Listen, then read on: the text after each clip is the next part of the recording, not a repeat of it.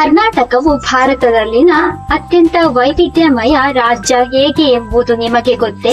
ಇಲ್ಲಿ ಬೆಟ್ಟ, ಗುಡ್ಡ, ಕಾಡು, ನದಿ, ಸಮುದ್ರ ತೀರ, ಪಶ್ಚಿಮ ಘಟ್ಟ, ಅರಬ್ಬಿ ಸಮುದ್ರ, ಕರಾವಳಿ, ಬಯಲು ಸೀಮೆ, ಅದ್ಭುತ ಜಲಪಾತಗಳು, ಸುಂದರ ಕಡಲ ತೀರಗಳು, ಬೆಟ್ಟಗಳು, ಕಾಡು ಮತ್ತು ವನ್ಯಜೀವಿಗಳು, ಹಸಿರು, ತಂಪಾದ ವಾತಾವರಣ ಎಲ್ಲವೂ ಇವೆ. ಇವೆಲ್ಲ ಕಾರಣಗಳಿಂದ ಕರ್ನಾಟಕವನ್ನು ಪ್ರಕೃತಿ ಸೌಂದರ್ಯದ ನಾಡು ಎಂದು ಕರೆಯಲಾಗುತ್ತದೆ. ಕರ್ನಾಟಕದ ಪ್ರತಿಯೊಂದು ಜಿಲ್ಲೆಯು ವಿಶೇಷವಾಗಿ ಪ್ರಾಕೃತಿಕ ಸೌಂದರ್ಯವನ್ನು ಹೊಂದಿದೆ. ವಿಶೇಷವಾಗಿ ಉತ್ತರ ಕನ್ನಡ ಜಿಲ್ಲೆಯನ್ನು ಕರ್ನಾಟಕದ ಅತ್ಯಂತ ಹಸಿರು ಮತ್ತು ನೈಸರ್ಗಿಕವಾಗಿ ಶ್ರೀಮಂತ ಜಿಲ್ಲೆ ಎಂದು ಪರಿಗಣಿಸಲಾಗಿದೆ. ಇಲ್ಲಿ ಪಶ್ಚಿಮ ಘಟ್ಟ, ಮಲೆನಾಡು, ಕರಾವಳಿ ತೀರ, ಕಾಡು, ಗಗನಚುಂಬಿ ಶಿಖರಗಳು, ಸಹ್ಯಾದ್ರಿ ಬೆಟ್ಟಗಳು, ಜಲಪಾತಗಳು, ಕರಾವಳಿ ತೀರ ಪ್ರದೇಶಗಳು, ನದಿ ಮತ್ತು ಕರಾವಳಿ ಸಮುದ್ರ ತೀರ, ಆಕಾಶದೆತ್ತರಕ್ಕೆ ನಿಂತಿರುವ ಶಿಖರಗಳು ಇವೆಲ್ಲವೂ ಒಂದೇ ಜಿಲ್ಲೆಯಲ್ಲಿ ಕಾಣಸಿಗುತ್ತವೆ. ಇಂದಿನ ವಿಡಿಯೋದಲ್ಲಿ ನಾನು ಹೇಳ ಹೊರಟಿರುವ ವಿಷಯ ಯಾಣದ ಬಗ್ಗೆ. ಮೊನ್ನೆ ಇತ್ತೀಚೆಗಷ್ಟೇ ಅಂದರೆ ಮಾರ್ಚ್ 4, 2026ರಂದು GSI ಭಾರತೀಯ ಭೂವೈಜ್ಞಾನಿಕ ಸಂಸ್ಥೆ ಯಾಣವನ್ನು ಜಿಯೋ ಹೆರಿಟೇಜ್ ಸೈಟ್ ಅಂದರೆ ಭೂವೈಜ್ಞಾನಿಕ ಪಾರಂಪರಿಕ ತಾಣಗಳ ಪಟ್ಟಿಗೆ ಸೇರಿಸಲಾಗಿದೆ. ಜಿಯೋ ಹೆರಿಟೇಜ್ ಅಂದರೆ ಭೂಮಿಯ ಇತಿಹಾಸವನ್ನು ತೋರಿಸುವ ಅಪರೂಪದ ಶಿಲಾ ರಚನೆಗಳು, ಪರ್ವತಗಳು, ಜಲಪಾತಗಳು, ಗುಹೆಗಳು ಮೊದಲಾದ ಅಪರೂಪದ ನೈಸರ್ಗಿಕ ತಾಣಗಳನ್ನು ಜಿಯೋ ಹೆರಿಟೇಜ್ ಸೈಟ್ ಆಗಿ ಭಾರತ ಸರ್ಕಾರವು ಪರಿಗಣನೆಗೆ ತೆಗೆದುಕೊಳ್ಳುತ್ತದೆ. ಭೂಮಿಯ ಇತಿಹಾಸವನ್ನು ಸಂರಕ್ಷಿಸಬೇಕಾದ ಪಾರಂಪರಿಕ ತಾಣಗಳಿಗೆ ಜಿಯೋ ಹೆರಿಟೇಜ್ ಎಂದು ಕರೆಯಲಾಗುತ್ತದೆ. ಜಿಯೋಲಾಜಿಕಲ್ ಸರ್ವೆ ಆಫ್ ಇಂಡಿಯಾ ಭಾರತೀಯ ಭೂವೈಜ್ಞಾನಿಕ ಸಂಸ್ಥೆಯು ಭಾರತದ ಹಲವಾರು ಪ್ರಸಿದ್ಧ ತಾಣಗಳನ್ನು ಭೂವೈಜ್ಞಾನಿಕ ಪಾರಂಪರಿಕ ತಾಣಗಳ ಪಟ್ಟಿಗೆ ಸೇರಿಸಿವೆ. ಕರ್ನಾಟಕದಲ್ಲಿ ಪ್ರಮುಖವಾಗಿ ಉಡುಪಿ ಜಿಲ್ಲೆಯ ಸೇಂಟ್ ಮ್ಯಾರೀಸ್ ದ್ವೀಪ, ಚಿತ್ರದುರ್ಗ ಜಿಲ್ಲೆಯ ಮರಡಿಹಳ್ಳಿಯಲ್ಲಿರುವ ಪಿಲ್ಲೋ ಲಾವಾ ಫಾರ್ಮೇಶನ್, ಗದಗ ಜಿಲ್ಲೆಯ ಕಪ್ಪತ್ತಗುಡ್ಡ ಇವುಗಳ ಸಾಲಿನಲ್ಲಿ ನಮ್ಮ ಉತ್ತರ ಕನ್ನಡ ಜಿಲ್ಲೆಯ ಯಾಣವನ್ನು ಸಹ ಸೇರಿಸಲಾಗಿದೆ. ಇಂದಿನ ವಿಡಿಯೋದಲ್ಲಿ ಯಾಣವನ್ನು ಭೂವೈಜ್ಞಾನಿಕ ಪಾರಂಪರಿಕ ತಾಣಗಳ ಪಟ್ಟಿಗೆ ಏಕೆ ಸೇರಿಸಲಾಗಿದೆ ಎಂಬುದನ್ನು ತಿಳಿದುಕೊಳ್ಳೋಣ. ಅದಕ್ಕೂ ಮುನ್ನ ನೀವಿನ್ನು ಪೂರ್ಣಿಮ ಕನ್ನಡ ಜಿಜ್ಞಾಸೆ ವಾಹಿನಿಗೆ ಸಬ್ಸ್ಕ್ರೈಬ್ ಮಾಡಿಲ್ಲ ಅಂದರೆ ತಕ್ಷಣ ಸಬ್ಸ್ಕ್ರೈಬ್ ಮಾಡಿ ನಮಗೆ ಇನ್ನೂ ಹೆಚ್ಚು ಮಾಹಿತಿಗಳನ್ನು ತಿಳಿದುಕೊಳ್ಳಲು ಪ್ರೋತ್ಸಾಹ ನೀಡಿ. ಅಪರೂಪದ ಶಿಲಾ ರಚನೆಯಿಂದಲೇ ಯಾಣವು ಪ್ರಸಿದ್ಧಿಯಾಗಿದ್ದು ಇಲ್ಲಿನ ಶಿಖರಗಳು ಕರಿ ಲೈಮ್ ಸ್ಟೋನ್ ಅಂದರೆ ಬ್ಲಾಕ್ ಲೈಮ್ ಸ್ಟೋನ್ ನಿಂದ ನಿರ್ಮಾಣವಾಗಿದೆ. ಇವುಗಳು ಲಕ್ಷಾಂತರ ವರ್ಷಗಳ ಭೂಗರ್ಭ ಕ್ರಿಯೆಯಿಂದ ರೂಪುಗೊಂಡಿದ್ದು ಇದು ಭೂಮಿಯ ಇತಿಹಾಸವನ್ನು ತೋರಿಸುವ ಜೀವಂತ ಉದಾಹರಣೆಯಾಗಿದೆ. ಇಂತಹ ಶಿಲಾ ರಚನೆಗಳು ಭಾರತದಲ್ಲಿಯೇ ಅತ್ಯಂತ ವಿರಳ ಎಂದು ಹೇಳಬಹುದು. ಕರ್ನಾಟಕದ ಸೋಜಿಗದ ತಾಣ ಎಂದರೆ ಅದು ಧಾರ್ಮಿಕವಾಗಿ, ನೈಸರ್ಗಿಕವಾಗಿ ಹಾಗೂ ವೈಜ್ಞಾನಿಕವಾಗಿ ಮನ್ನಣೆ ಪಡೆದ ಯಾಣವು ರಮಣೀಯ ತಾಣಗಳಲ್ಲಿ ಒಂದಾಗಿದ್ದು ಪ್ರಪಂಚದ ಅದ್ಭುತ ಸೃಷ್ಟಿಗಳಲ್ಲಿ ಒಂದಾಗಿದೆ. ಕಪ್ಪು ಶಿಲೆಗಳಿಂದ ರೂಪುಗೊಂಡಿರುವ ಮೊನಚಾದ ಶಿಖರಗಳು ಯಾಣದ ಪ್ರಮುಖ ಆಕರ್ಷಣೆ. ಯಾಣದಲ್ಲಿ ಒಟ್ಟು 61 ಶಿಖರಗಳಿವೆ. ಅವುಗಳಲ್ಲಿ ಪ್ರಮುಖವಾಗಿ ಗಮನ ಸೆಳೆಯುವವು ಅತ್ಯಂತ ಎತ್ತರವಾಗಿ ಕಾಣಿಸುವಂತಹ ಅವಳಿ ಶಿಖರಗಳಾದ 120 ಅಡಿ ಎತ್ತರದ ಭೈರವೇಶ್ವರ ಶಿಖರ ಹಾಗೂ 90 ಮೀಟರ್ ಎತ್ತರದ ಮೋಹಿನಿ ಶಿಖರ. ಇಲ್ಲಿನ ಇನ್ನೊಂದು ಪ್ರಮುಖ ಆಕರ್ಷಣೆ ಎಂದರೆ ಬೆಟ್ಟದ ಭೈರವೇಶ್ವರ ದೇವಾಲಯ. ಭೈರವೇಶ್ವರ ಶಿಖರ ಹಾಗೂ ಮೋಹಿನಿ ಶಿಖರಗಳಿಗೆ ಈ ರೀತಿಯಲ್ಲಿ ಹೆಸರು ಬರಲು ಒಂದು ಪೌರಾಣಿಕ ಕಥೆಯೂ ಇದೆ. ಆ ಕಥೆ ಏನು ಎಂದು ಇದೇ ವಿಡಿಯೋದಲ್ಲಿ ಹೇಳುತ್ತೇನೆ.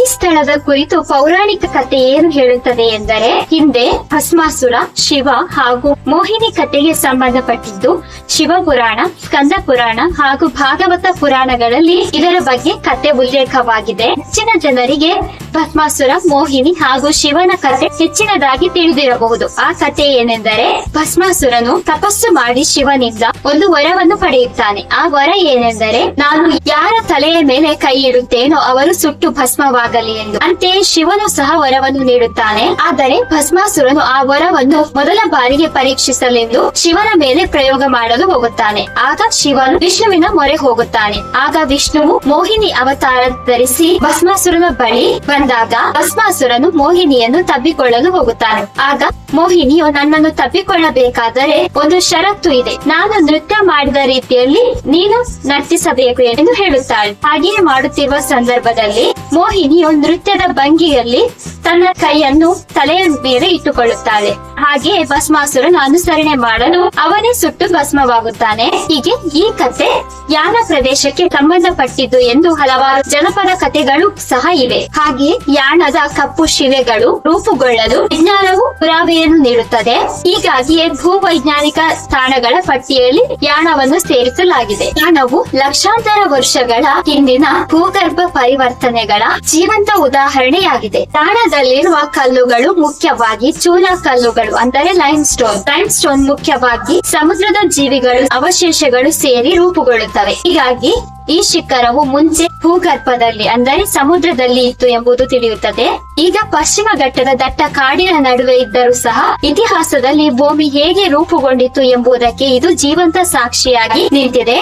ಯಾಣದ ಶಿಖರಗಳು ಭೂಮಿ ನಿರ್ಮಾಣ ಮತ್ತು ಭೂಗರ್ಭ ಪ್ರಕ್ರಿಯೆಗಳ ನೇರ ಸಾಕ್ಷಿ ಎಂದೇ ಹೇಳಬಹುದು. ಭೂವಿಜ್ಞಾನಿಗಳ ಪ್ರಕಾರ ಈ ಶಿಖರವು ಲಾವಾ ಜ್ವಾಲಾಮುಖಿಗಳಿಂದ ರೂಪುಗೊಂಡಿದೆ ಎಂದು ಹೇಳಲಾಗುತ್ತದೆ. ಇಲ್ಲಿನ ಪ್ರಕೃತಿ ಸೋಜಿಗವನ್ನು ನೋಡಲು ದೇಶ ವಿದೇಶಗಳಿಂದ ವಿಜ್ಞಾನಿಗಳು ಯಾತ್ರಿಕರು ಇಲ್ಲಿಗೆ ಭೇಟಿ ನೀಡುತ್ತಾರೆ.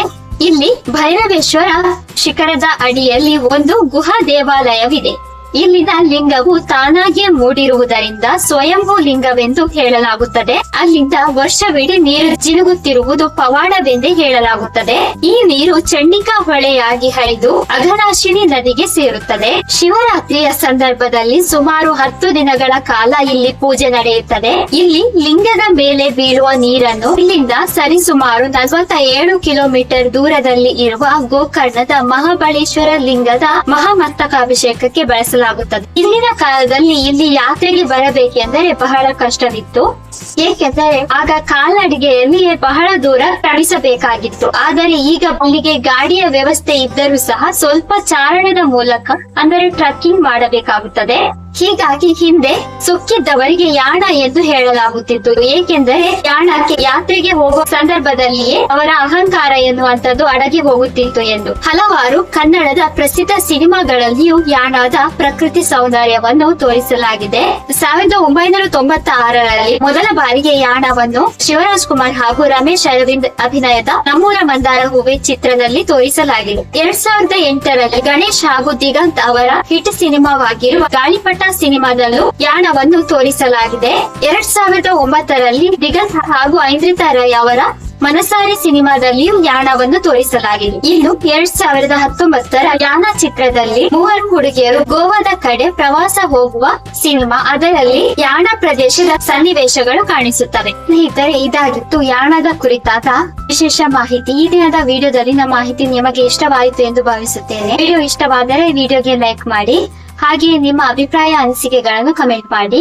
ಯಾಣದಂತೆಯೇ ಕರ್ನಾಟಕದಲ್ಲಿ ಹಲವಾರು ಪ್ರಾಕೃತಿಕ ಸೌಂದರ್ಯದ ತಾಣಗಳು ಇವೆ. ಅವುಗಳು ವಿಶ್ವ ಪಾರಂಪರಿಕ ತಾಣಗಳ ಪಟ್ಟಿಗಳಲ್ಲಿ ಇನ್ನು ಹಲವಾರು ಕರ್ನಾಟಕದ ಪ್ರಸಿದ್ಧ ತಾಣಗಳು ಸೇರಿಕೊಳ್ಳಲಿ. ಕನ್ನಡದ ಮೊದಲ ರಾಜಧಾನಿಯಾಗಿದ್ದಂತಹ ಬನವಾಸಿಗೂ ಇನ್ನೂ ಹೆಚ್ಚಿನ ಮನ್ನಣೆ ಸಿಗಲಿ. ಕರ್ನಾಟಕದ ಭೂ ಪ್ರಾಕೃತಿಕ ಸೌಂದರ್ಯದ ತಾಣಗಳು ಜಾಗತಿಕ ಮಟ್ಟದಲ್ಲಿ ಗುರುತಿಸುವಂತಾಗಲಿ. ಏಕೆಂದರೆ ಕರ್ನಾಟಕದ ಪ್ರಾಕೃತಿಕ ಸೌಂದರ್ಯದ ತಾಣಗಳು ಇದು ಕರ್ನಾಟಕದ ಹೆಮ್ಮೆಯೂ ಹೌದು. ಹಾಗೆಯೇ ಪ್ರಾಕೃತಿಕ, ಸಾಂಸ್ಕೃತಿಕ ಹಾಗೂ ಪಾರಂಪರಿಕ ಪ್ರತೀಕವೂ ಹೌದು. ಮುಂದಿನ ವಿಡಿಯೋದಲ್ಲಿ ಮತ್ತೊಂದು ಕನ್ನಡದ ವಿಷಯದೊಂದಿಗೆ ಮತ್ತೆ ಭೇಟಿಯಾಗೋಣ. ಅಲ್ಲಿಯವರೆಗೂ ನಮಸ್ಕಾರ.